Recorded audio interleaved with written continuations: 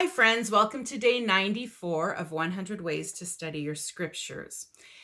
Today, I want to talk about music and how you can take a favorite song written on a gospel subject and get more of your scriptures by looking into the song. So, a few weeks ago, this picture right here and another one similar to it, I took the pictures and I used them to help me study the scriptures. So I looked at the pictures in the artist's rendition, and I figured the artist must have spent a lot of time reading the scripture and trying to understand it, and then taking the knowledge and making beautiful art with it. The same can be said of music. So I found a song that I liked a lot called The Olive Tree.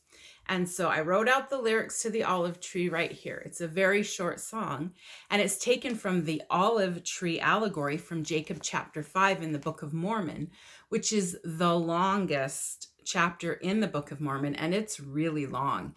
And the story is great, but it's very long and convoluted and a little bit hard to understand for me at first. I really needed to read it, and then I went and looked in some manuals and read what other people were saying about it to understand it. But essentially, it's an allegory that talks about the time before Christ and how the house of Israel was scattered, and then the time of Christ, and then after Christ when there was a great apostasy, and then the Reformation, and now the gathering of Israel.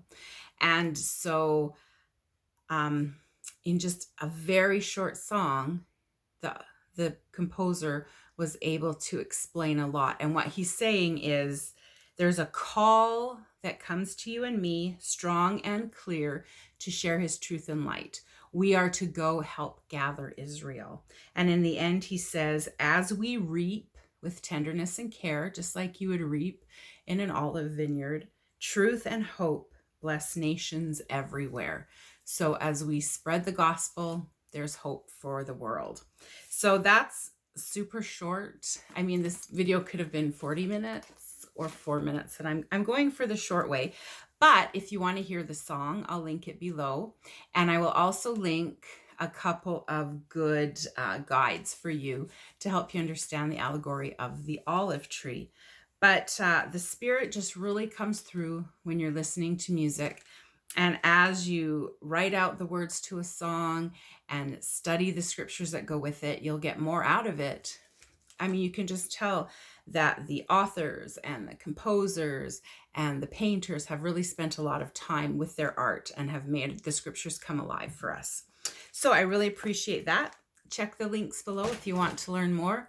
And I hope you have a great day studying your scriptures. Good night.